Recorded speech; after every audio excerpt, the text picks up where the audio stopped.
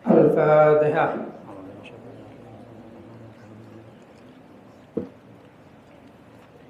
Iyyaka na'budu wa iyyaka nasta'in ihdinas siratal mustaqim siratal ladzina an'amta 'alaihim ghairil maghdubi 'alaihim waladdallin.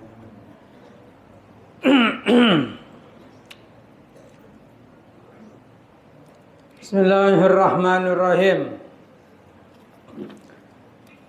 Inna khairal hadis kitabullah. Khairul huda huda Muhammadir Rasulillah sallallahu alaihi wasallam. Wa syarrul umur muhdatsatuha wa kullu muhdatsatin bid'ah. Wa kullu bid'atin dhalalah wa kullu dhalalatin finnar. Bismillahirrahmanirrahim.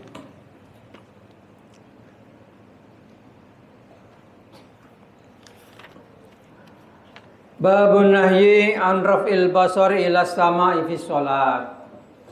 Babun nahyi utawi iki bab nerangaken larangan an raf'il basari saking ngangkat peningal ila sama' marang langit fi sholati ing dalam sholat. Bismillahirrahmanirrahim.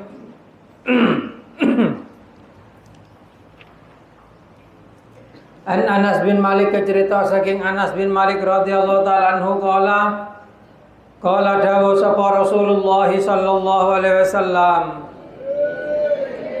ma balu aqwamin ma utawi apa iku balu aqwamin tingkani pira-pira kaum yarfauna kang padha ngangkat sapa kaum absarahum ing peningali kaum ila samai marang langit fi sholatihim ing dalam sholate kaum. Pastadda moko dadi banget apa qaluhu dawuhe Gusti Kanjeng Nabi bidzalika ing dalem ikilah-ikilah raf'ul absar. Hatta kala sing dawuh sapa Kanjeng Nabi layan tahunna andalik demi yaktene demi yaktene berhenti temenan. Tak sebenambu ya bangana. Bener ambu. Maksud ambo aja banyak ambo dah iya. Salako jambu. Sengelakon itu situng bareng jambu apa? Leren. Layan tahun ada miyaktini leren temenan. Sapa kaum mandalika saking raful absar. Aulatuh tafanna utawa demiyaktini din samber temen apa absarahum peninggali kaum rawahul Bukhari. Rawa ngeriwayataken hadis sapa Bukhari Imam Bukhari. Babu karahatil iltifati fi sholati li ghairi udrin. Utawi iki bab nerangaken larak makruni tolah-toleh fi sholati ing dalam salat li ghairi udrin kalawan tanpa udzur. Bismillahirrahmanirrahim. An Aisyah ta cerita saking Siti Dewi Aisyah radhiyallahu ta'ala anha. Qala dawu sapa Siti Aisyah sa'altu takon sapa ingsun Rasulullah ing Kanjeng Nabi Muhammad sallallahu alaihi wasallam anil iltifati saking tolah-toleh fi sholat ing dalam sholat. Faqala moko dawu sapa Kanjeng Nabi huwa utawi iltifat iku ihtilasun samberan ya tali sukang nyamber ing ihtilas sapa setan min sholatil abdi saking sholate kawula. Wa Anas lan cerita saking Anas radhiyallahu ta'ala anhu qala dawuh li marang ingsun sapa Rasulullah sallallahu alaihi wasallam iyyaka wadiya sapa sira wal iltifata sertane tolah-toleh fi sholati ing dalam salat. Final iltifata maka satune tolah-toleh fi sholat ing dalam salat iku halakatun cilaka. Fa ing kana maka lamun ana iku labud mesti Paingkana maka lamun ana apa iltifat iku labudha mesti fa fit tatawu maka ing dalem salat sunat la fil fardhu ura ing dalem salat wajib. Rawahu Tirmidzi rawa ngariwayataken hadis sapa Tirmidzi Imam Tirmidzi wa qala lan dawuh sapa Imam Tirmidzi hadisun hasanun sahih iku hadis kang bagus tur sahih. Bismillahirrahmanirrahim. Dalam bab pertama, hadis pertama, Allah Subhanahu wa taala Nabi Muhammad sallallahu alaihi wasallam menjelaskan bahwasanya mengangkat mata waktu sholat apa aja ngaceling ke atas itu dilarang. Ngapa aja ngaceling ke atas? Larang, polanya yang ke langka. Lo tata krama ke pangeran. Masa ada mau ngocak di presiden paha blur-blur ya. Nah, kan lo sopan ya. Islam itu agama akhlak. Dalam Islam kita itu diajarkan untuk berakhlak. Di antara akhlak adalah ketika sholat tidak boleh melirik ke atas. Saking dijaganya akhlak di dalam Islam. Aning makiala ko pagi ada apa jangan celing ke atas dah. Ngapa jangan celing ke bawah. Dak kena sujud je nondu. Nyaman ada ngadep di Allah Taala. Kau pengen beranak-anak bah ngadep bah ngerceleng karena disantap cedek ke minggu. Malah sering kau re. Cuma bah ngadep sambil belereken tak ikut tap cedek ya penja. Makanya menghadap di Allah Taala kudu sopan, tadarruan wa khufyatan. Rendah diri dan merasa takut kepada Allah, nunduk ke pangeran pesopan, mengaruku pesopan, asojud pesopan. Coba ngangkang wong abajang. Ngring wahabi yo wong abajang saka wisaka yo kudu nyedhinge pengangkang. Walan Kanjeng Nabi cai pun nyoro prapet ashab je prapet paking sokone saya prapet. Masan ngangkang pagadinang tang. Bab sebelumnya kan lo bagi orang apa jeng nama asekap bingkai. Ngangkang je apa jeng sambil natang aja pada biasa ke bingkai mau kengkau. Coba ini mau ngadep dah presiden atau mengadep dah bupati, ngadep dah polisi. Pah ngangkang dia lo nantang. Lo je kelaku bireng wahabi aja.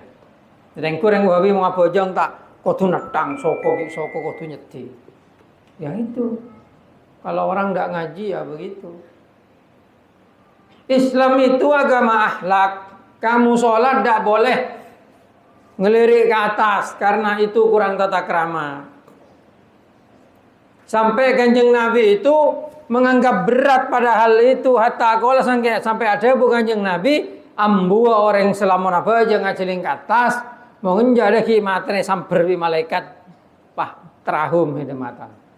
Pah burung lagi mata aja.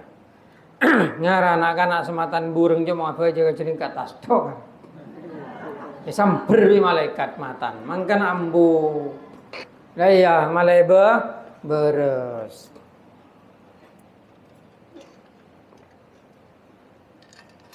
Tadi mau apa aja yang cadep ke atas. Itu tata krama dalam Islam itu seperti itu. Bismillahirrahmanirrahim. Kemudian selanjutnya adalah karahatul iltifat, makruh. Orang sholat tuh sambil tolah-toleh begini. Ya iya kena sehingga ngadep ke pangeran. Masa le toleh ngarjelengaran. Tapi mau ngadep kengkok, tapi mau ngarjelengaran kok tabda ini minggu ada. Lo sopan. Mungkin lo parengakin di Kanjeng Nabi. Je, saking dari Islam itu agama akhlak. Agama akhlak. Allah Ta'ala mengajarkan kepada kita untuk berperilaku yang baik. Bertata krama yang baik. Baik kepada Allah atau kepada makhluk. Kepada makhluk Allah semua. Harus baik. Karena Islam itu adalah agama akhlak. Innama bu'istu liutammima makarimal akhlak.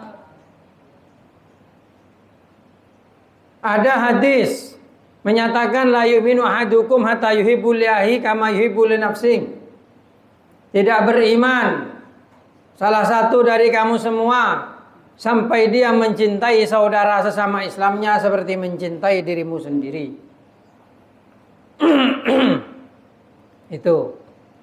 Di naskah yang lain mencintai yang lebih kecil, yang lebih muda, menghormati yang lebih tua. Itu semua adalah ajaran Islam. Begitu. Hablum minallah wa hablum minan nas. Tali kepada Allah dan tali kepada manusia. Itu sama-sama dijaga. Makanya dalam Islam itu kita dilarang untuk mengkafirkan orang lain. Nabi Muhammad bersabda, "Man qala li ahya kafir faqad ba'a li hadaihi." Barang siapa mengatakan kepada saudaranya, "Hei kafir," maka akan kembali kafir itu kepada salah satu dari mereka itu. Kalau memang yang dituduh kafir, ya itu kafir. Tapi kalau yang dituduh kafir tidak kafir, yang nuduh kafir itulah yang kafir. Itu agama akhlak Islam ini. Ada juga di salah satu hadis itu, janganlah engkau lata subul. Janganlah engkau apa eswan dak pangeran heda. Sahabat tanya, mana mungkin kanjeng Nabi kula apa eswan dak pangeran kula tibi. Jawab kanjeng Nabi, heda apa eswan dak pangeran orang apa eswan ke pangeran heda. Aja berarti heda apa eswan dak pangeran heda tibi. Itu agama Islam seperti itu. Tidak memperbolehkan kita untuk menghina atau mencela agama lain. Itu namanya ajaran agama Islam gitu. Makanya ngaji itu yang lengkap. Sehingga kamu tidak menerima informasi tentang Islam itu separuh-separuh. Gitu. Bismillahirrahmanirrahim. Batuan. Batu. Ya biasa yang menosak. Diceritakan dari Siti Aisyah radhiyallahu anha, beliau berkata, saya bertanya kepada Rasulullah SAW tentang bertolah-toleh dalam sholat. Nabi Muhammad menjawab, tolah-toleh dalam sholat itu adalah samberannya setan. Setan itu nyamber di atina menosak. Jadi menosak saja kalau pai ke pangeran pahala itu lihat. Daya ya talisu syaiton minas sholatin min sholatil abdi, yang nyamper setan itu pada sholatnya hamba, mengganggu gitu. Jadi ada mau ngabajeng, ayo cak le tolian, peloros, mau ngajelingnya peloros ke baba aja, ajeling dak kena ngasojud nunduk ke pangeran. Apakah tola-tola itu berarti batal? Enggak. Menurut orang ahli fikih, menghadap kiblat itu dengan dada dan bahu ini. Selama kamu tidak berubah dada dan bahu, maka dia toleh ke budi, lo betal. Tapi itu tidak sopan. Tidak sopan. Ngerti? Tidak sopan kepada Allah. Kamu itu menghadap Zat yang Maha Kuasa, Maha Mulia, yang menciptakan kamu, memberikan kenikmatan padamu. Kenapa kamu waktu sholat kok masih perhatian ke yang lain? Kamu aja ngomong sama seseorang, kalau kamu lalu tolak-tolak begini, ya orang yang di hadapan kamu gak enak. Paham? Beda maman jangan cabi pacar om mana? Nanti pacar mau jomblo ya gigit jari kan. Papa pacar aja lo ngidi ngakin toleh ke kanan, toleh ke kiri, apa lo? Pegel aja dia. Perasaan aja. Itu kamu bro. Apalagi Tuhan yang maha sombong itu Tuhan. Al-Mutakabbir. Itu Allah Ta'ala. Allah Ta'ala tidak butuh ke kamu itu. Kamu itu diciptakan itu hanya untuk menunjukkan kekuasaannya. Allah Ta'ala tidak butuh pada sholatmu. Meskipun kamu tidak sholat, tidak nyembah ke Allah, Allah Ta'ala tetap Tuhan. Tapi Allah Ta'ala itu ingin menunjukkan kekuasaannya, menunjukkan keberadaannya dengan menciptakan makhluk. Gitu. Makanya kamu kalau sholat yang sopan, jangan tolak-tolak, apalagi mendelik ke atas tuh, nantang nyaman, jangan kotap deh kiri pangeran itu. Gitu, harus sopan bertingkah laku, apalagi di hadapan Allah. Untuk orang-orang yang makomnya sampai pada makom aulia, orang itu akan selalu bertingkah laku seperti dalam sholat, walaupun dia tidak dalam sholat. Kalau kamu ketemu Tuhanmu waktu sholat, kamu sadar, kamu nyembah. Ketika selesai sholat, kamu diam, main-main, tidur, kamu tidak sadar bahwa kamu ada di hadapan Allah. Padahal kamu itu selalu berada di hadapan Allah. Baik waktu kamu sholat atau waktu kamu tidak sholat, Allah Ta'ala selalu melihat kepadamu. Itu bedanya. Jadi orang-orang para aulia itu tidak pernah merasa dirinya itu kehilangan Tuhan. Makanya tingkah lakunya para wali itu kadang aneh. Tidak apa-apa, ada apa-apa, kadang nangis. Ada apa-apa, kadang lek temu kamar, kadang bisa komunikasi bi Allah Ta'ala jabui. Tapi itu tidak bisa diukur dengan akal kamu. Bukan karena para wali itu gila, bukan. Kamu yang akalnya nggak nyampe. Makanya sama seperti orang-orang Salafi Wahabi itu yang membid'ahkan ini, membid'ahkan itu, membid'ahkan ini, pokoknya ini syirik kafir. Itu karena mereka ilmunya tidak sampai. Karena mereka ilmunya ningkek, dangkal ilmunya. Sehingga mereka tidak memahami konsep inti dari agama Islam. Bagaimana caranya orang itu mengenal Allah. Bukan hanya mengenal Al-Quran. Bukan hanya mengenal ibadah. Kamu itu ibadah. Allah Ta'ala berfirman dalam Al-Quran, Aqimi sholata lidzikri. Dirikanlah sholat untuk mengingatku. Kamu disuruh sholat 5 waktu setiap hari. Agar kamu ingat kepada Allah. Kalau kamu ingat kepada Allah, lambat laun kamu akan kenal kepada Allah. Lambat laun kamu akan mengerti. Cuma masalahnya banyak orang sholat tidak ingat pada sholatnya. Makanya disebut dalam Al-Quran, wailul lil musallin alladzina hum an sholatihim sahun. Celakalah orang-orang yang sholat, yang dalam sholatnya mereka lupa. Ketika tuh ngak ke pangeran. Minimal waktu sholat. Itu orang awam itu. Waktu sholat ingat, setelah sholat lupa, itu orang awam.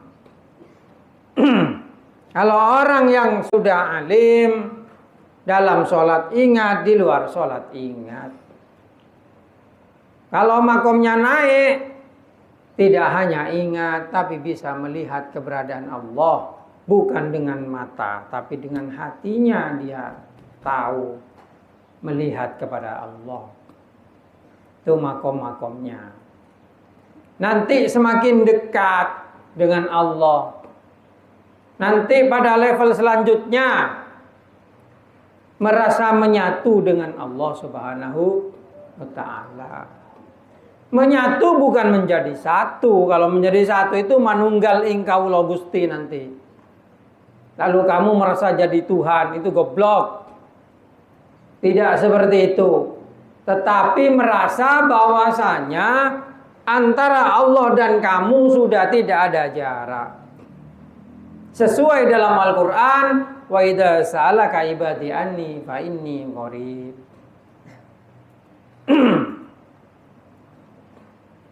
Dalam ayat yang lain Allah Ta'ala berfirman, wa nahnu aqrabu ilaihi min hablil warid.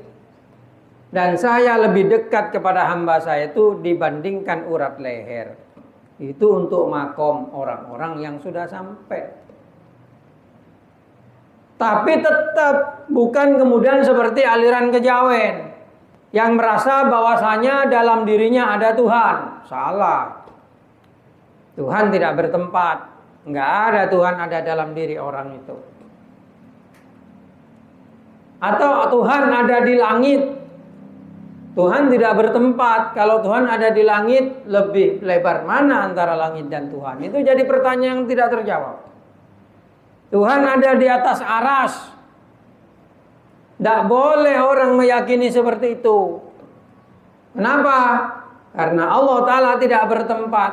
Terus bagaimana dengan firman Allah Ar-Rahman 'alal arsy istawa? Allah Ta'ala itu istiwa di aras.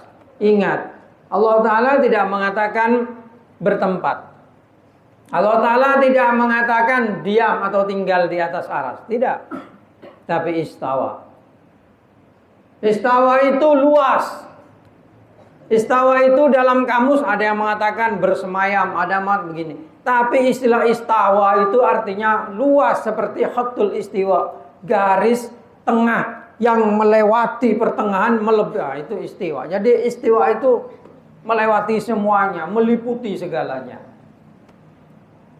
Jadi menafsirkan Al-Quran itu harus hati-hati. Jangan ditafsirkan seenak sendiri. Terus kenapa Allah Ta'ala kok memakai lafaz-lafaz seperti itu? Musyabbihat. Nahnu aqrabu ilaihi min hablil warid, nahni qarib, dan lain sebagainya. Itu sifat-sifat yang menyerupai makhluk. Karena Al-Quran diturunkan pada manusia. Dirubah menjadi bahasa Arab. Dicarikanlah suatu kata yang mirip. Sama seperti orang Indonesia menerjemahkan Al-Quran. Tidak bisa mewakili makna Al-Quran yang sebenarnya. Hanya mengusahakan agar itu dipahami orang Indonesia. Begitu. Sama, kalamullah begitu. Sifat Allah juga seperti itu. Tapi karena Al-Quran diturunkan kepada manusia dalam bahasa Arab, karena Nabi Muhammad orang Arab, maka digunakanlah lafaz-lafaz yang mendekati definisi itu. Makanya kalau ada orang mengatakan Tuhan ada di atas aras, itu goblok itu. Karena menyamakan Tuhan dengan makhluk, dan itu kafir bisa hukumnya. Mujassimah namanya. Makanya orang ngaji Al-Quran itu hati-hati. Perlu tafsir yang bisa dipercaya dari ulama salaf. Jangan ditafsirkan sendiri. Kalau kelompok-kelompok Wahabi itu kadang mengatakan, ini bukan saya yang ngomong, ini Allah Ta'ala yang ngomong. Loh, justru karena Allah Ta'ala yang ngomong, kalamullah itu tidak berhuruf, tidak bersuara, tidak berlafaz. Ya. Sedangkan yang turun kepada Nabi Muhammad SAW itu adalah bentuk translate dalam bahasa Arab dari kalamullah. Bukan saklek seperti itu kalamullah. Tapi itulah keijaznya Al-Quran. Jadi kalau kemudian Allah Ta'ala dianggap ngomong begitu, berarti Allah Ta'ala ngomongnya bahasa Arab. Oh bukan. Allah Ta'ala tidak bicara bahasa Arab. Hanya karena Al-Quran diturunkan di Arab, Nabi Muhammad orang Arab, maka inna anzalna Qur'anan Arabiyan la'allakum takilun sama takun. Tengkun Quran la'allakum tengku takilun ya tengku. Malah dia ngerti maksud. Tapi bukan kemudian begitu. Bukan kemudian saklek. Makanya ayat itu dinamakan ayat mutasyabihat. Begitu. Lagu apa? Hah? Takilun. Malah dengar teh. Kita menurunkan Al-Quran kata Allah dalam bahasa Arab agar kamu mengerti. Ya. Tapi kalamullah tidak bahasa Arab. Lalu dengan orang Salafi Wahabi diterjemahkan pakai bahasa Arab, itu dianggap Allah Ta'ala ngomongnya pas dengan bahasa Arab. Itu goblok namanya itu. Nganggap kalamullah itu bahasa Arab.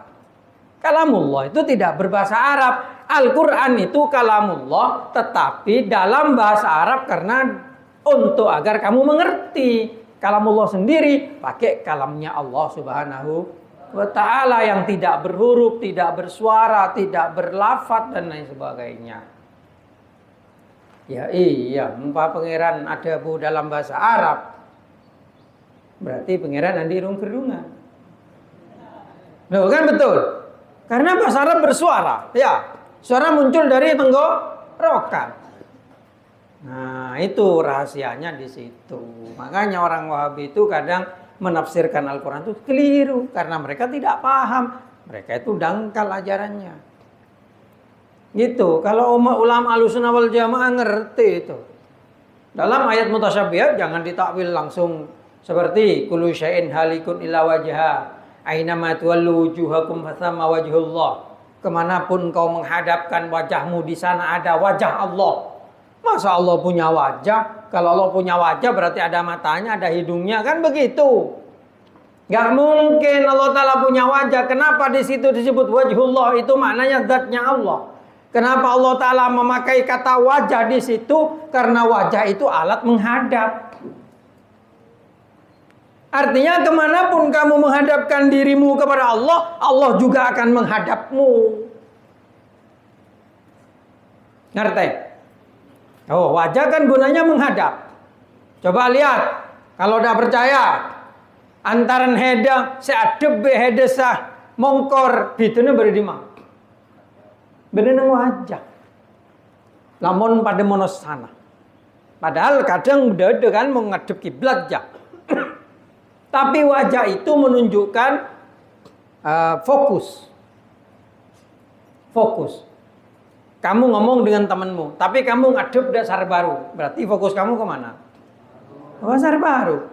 Makanya dalam dat itu ainama tuwallu wujuhakum, kemanapun engkau menghadapkan dirimu, menghadap Allah maksudnya fathamma wajhullah. Di sana juga wajah Allah. Yang dimaksud wajah Allah itu Allah Ta'ala juga akan menghadapmu. Allah Ta'ala juga akan fokus padamu. Itu sesuai dengan hadis qudsi. Ana inda dhanni abdi bi wa ana ma'ahu idza dzakaruni. Saya apa kata sangka hamba saya, dan saya bersamanya ketika dia mengingat saya. Kata Allah. Makanya untuk orang-orang yang sampai ke maqam aulia, dia tidak akan pernah merasa kehilangan zat Allah, tidak akan pernah merasa tidak ada Allah di depannya. Dia pasti selalu merasa. Makanya untuk orang-orang yang sampai ke maqam aulia, itu terkadang sebelumnya dia jadab. Gila. Tidak normal. Karena apa? Karena jiwanya itu menghadap Allah. Sedangkan badannya dikontrol dengan sebagian fokus. Sehingga tidak sama dengan orang yang fokus. Kadi setede kan fokus aduh ngono. Tapi mong hede tepak neng atene hede tepak berpikir yang lain, terus kamu jalan dan kadang tetap beranjak jalannya. Kalau lagi tidak konsentrasi. Takut kan? Ya di situ orang jadab tuh begitu. Hatinya begitu fokus kepada Allah sampai badannya nggak fokus. Jadi kadang ampo lo akalampian. Ampo berdengung barung sampai kok rokokan. Itu hanya badannya itu, jiwanya fokus ke Allah itu. Ya ada yang tidak seperti itu. Yang langsung jiwanya, badannya fokus kepada Allah dan tidak sempat jadab seperti Syekhona Holil tidak pernah jadab. Nah itu orang yang dekat dengan Allah itu. Orang yang kenal dengan Allah. Nah itu. Makanya bukan hanya disuruh sholat orang itu. Kalau orang kayak kita nih fikih, masih ahli syariat. Yang dijaga itu sholat. Ya penjen ki aja ke sholat. Berarti selalu apa jeng sekarang? Sekali belok masuk ke bitongan. Kayak kita ini yang dijaga. Sholat bagaimana caranya biar sah. Allahu Akbar, takbir harus bareng dengan niat kan gitu. Kalau orang sudah level awliya tidak begitu. Takbir dan badan Allahu Akbar. Fikihnya itu sudah tenggelam dalam jiwanya. Sehingga jiwanya ngadep ke pangeran sudah tidak didukung dengan fikihnya. Makanya orang-orang yang sampai ke zat Allah itu kadang ngabojong dia tandus. Allahu Akbar, sama Allahu Akbar, Allah. Tapi benar sekepin sabojong tandus di depan ke pangeran ya. Empade tak adib depan ke pangeran. Ngabojong batang ke biar ya.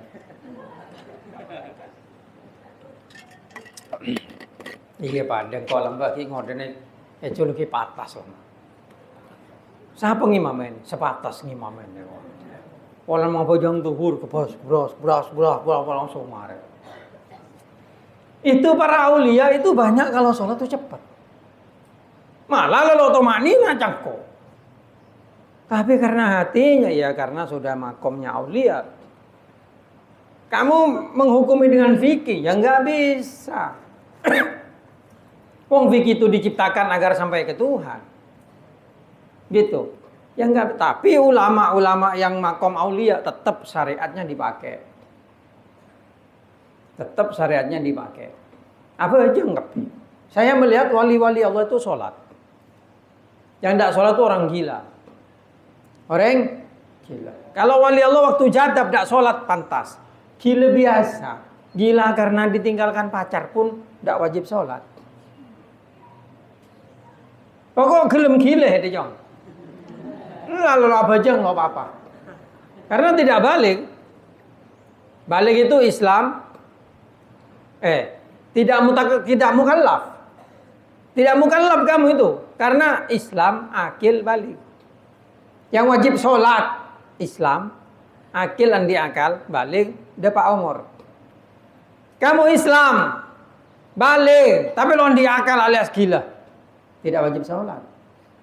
Kamu Islam mukallaf, andi akil, tapi tidak balik. Lo dapat umur 15 ke atas, atau belum teman lo hajjah. Ya tidak wajib sholat kayak anak kecil tuh. Atau balik akil tapi tidak Islam, tidak wajib sholat. Tengkur yang kafir tak wajib aja. Setelah masuk Islam, baru sholat. Tidak wajib kodok semua yang dari kecil itu. Itu fikih seperti itu. Makanya kalau ada ulama umpama jadab kemudian dia gila tidak sholat, ya wajar. Wong gila karena setan aja tidak wajib sholat, apalagi gila karena Allah gitu loh. Nanti kalau sembuh sholat lagi itu. Seperti itu. Nah makanya ini kalau sholat jangan tolak-toleh. Kembali ke materinya. Kalau sholat jangan tolak-toleh. Lah konsentrasi kepada Allah. Apapun Allah saat oleh gitu. Bismillahirrahmanirrahim. Hadis selanjutnya diceritakan dari Anas. Anas berkata bahwasanya Nabi Muhammad bersabda kepada saya, iya kawal iltifat di sholat. Jangan kau lakukan tolak-toleh dalam sholat. Karena tolak-toleh dalam sholat itu kecelakaan. Itu celaka. Bisa membuat kamu celaka. Maksudnya sholatmu itu tidak sempurna. Sholatmu tidak diterima. Sholatmu sia-sia. Ya tangan sudah dong, jangan aja. Mantuk, tangan sudah dong. Aja dong, siapa selong makin kok ngantuk. Tapi kan namanya orang setelah selesai Jumat itu Allah Ta'ala berfirman dalam Al-Quran, Fa'idha qudiyatis sholatu fantashiru fil ardi wabtagu min fadlillahi wadhkurullaha. Ya ini sekarang ini. Kalau sholat Jumat sudah dikerjakan, fantasiru nyebarlah engkau di permukaan dunia, bumi. Wabtagu min fadlillah, carilah keutamaannya Gusti Allah. Ya ngaji inilah keutamaannya Gusti Allah.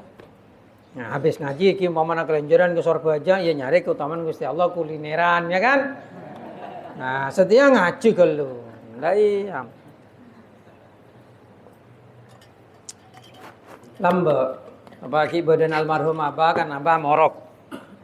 Marina Jumat ini morok. Engko mangkat ke Sorbaja. Dia apa? Pundur ada mau mare Jumat jiang. Maca Quran ya. Ngedengakin morok engko apa dah? Jawab engko. Nang Quran, Mbak. Idza qudati shalah fantasiru fil ardi wabtaghu min fadlillah. Dadi esoro nyareh fadlillah kalau bergusti Allah Ta'ala atau kebagusan pangeran daya tadi kulang melaksanakan kalaban ngando wabingko ada apa wah ini salah nafsir dia sebener ngaji apa punten maaf nampak ngaji wabtagu min ilmillah wabingko tanda kalah ya biaba jawab dia lo mau fadlin apa anu tak wabtagu min aklillah. Padahal lo ya lo apa aja kan debat orang setahun. Pada ilmu fadlillah ngakan fadlillah ya. Tapi polen hede berenang pondok. Nah, mongko aku hede berenang romana, mari Jumatan ngandok. Soalnya perintah pangeran ya. Bene wajib. Al-amru ba'dan nahyi yufidul ibaha. Sebelum hede bernahi kan. Ida apa? Wala kalau payah. Sebelumnya Ida nudiya lis-sholati mi yaumil jum'ah fas'au ila dzikrillahi wa darul bai'. Ya. Ketika engkau diundang di hari Jumat, fas'au, ayo cepat-cepatlah min dzikrillah untuk sholat Jumat itu. Wa darul bai', tinggalkan jual beli. Ngerti? Masan mareng ida kudiati sholat mong bajang lemare kelako. Fantasiru Allah lebar nyebar heda. Perintah aja lah kan. Tapi perintah aja deh tengah mari larangan. Berarti yufidul ibahah. Ajal mau usul dia. Mau ngebaca separuh bisa wajib. Mbak baca ida kudiati sholati fantasiru. Ida kudiati sholatu fantasiru. Berarti mari bajang Jumatan heda perintah untuk nyebar nyare fadlillah. Kan wajib berarti ngandoknya. Ya menjawab. Karena al-aslu fil amri lil wujub. Yang asal dalam perintah itu wajib. Dia guna ngaji usul jong. Sehingga kamu tidak salah memahami ayat, tidak salah memahami hadis, tidak salah memahami Al-Quran. Maka ayo norok madhab malah selamat. Ikutlah madhab-madhab itu. Karena madhab itu punya ilmu yang lengkap dalam memutuskan masalah. Maksudnya yang Wahab, tapi Wahab itu sedikit. Wahab itu sedikit hanya karena mereka punya dana banyak. Ada Qatar Foundation, ada Saudi Foundation, ada foundation yang lain. Akhirnya mereka menguasai media sosial. Tapi kalau pengikutnya, mana ada masjidnya Wahabi rame, itu enggak ada. Ada paling le terus sab. Itu pun le keluar kabeh terus sab. Gitu. Mempa orang NU keluar kabeh tiap bajang jemaah keluar kabeh lok buat masjid. Lok buat. Gitu. Maka dalam mazhab Syafi'i jamaah itu fardhu kifayah. Jamaah. Tapi kalau di pondok fardhu ain karena gurunya menyuruh jamaah wajib untuk anak santri Darul Hikmah. Selama mondok wajib. Mau lah jemaah, lo dosa. Kengetin dah. Dosa ke pondok, bener dosa ke pangeran nih lo jemaah. Gitu, makanya diusahakan selama mondok di Darul Hikmah, kamu itu jamaah. Disebutkan di sini kalau sholat itu harus, kalau tolah toleh harus dilakukan di sholat sunat. Jangan lakukan di sholat ya, tadi ida kudati sholat fantasiru mangkan tengko tangle ali mari Jumatun keluar kabeh. Ya, keluar kabeh. Ya kita mangko lamba lemari tegur biabar mongko negor tan kane bales bi dia ya. Fantasiru fil ardi dia nyare kulineran. Loh kan lo bener soalnya min fadlillah dia. Soalnya larangan sudah ada aja tentang perdagangan. Wadarul baik. Ayat je toronakin polen Kanjeng Nabi. Mong Jumat aja tepak bajang Jumatannya mong dateng tegengan. Orang je lo bajang Jumatan adegeng kena. Tepak hari Jumat. Lah ya. Kan badan nang ayat wa taraku kako ima sampai karening 11 orang jok. Kanjeng Nabi tepak ning masjid apa Jumat dah. Pas badep orang adegeng dateng dari Syam. Lah jeneng masjid keluar bintar ke pasar untuk melihat dagang antakolo me. Kanjeng Nabi edinaakin kare 11 orang nang masjid. Sampai turun ayat wa taraku kako imam. Karena bade kaul sing ngocak Jumatannya minimal 11 orang. Esa 11 orang nyesa paling Kanjeng Nabi ngelakone sekalian. Akhirnya turun ayat fantasir kudiat idanu dele salah fasawila dzikr wa darul bai. Lo ya saaki pasanan jual beli tepak hari Jumat, lamun tepak bajang Jumat. Mung lamari bajang Jumatan lah nyebar nang atas bumi. Nah, untuk nyari fadlillah. Nah, ya aja gunanya ngaji. Jadi ya gitu saja. Al-Fatihah. Bismillahirrahmanirrahim.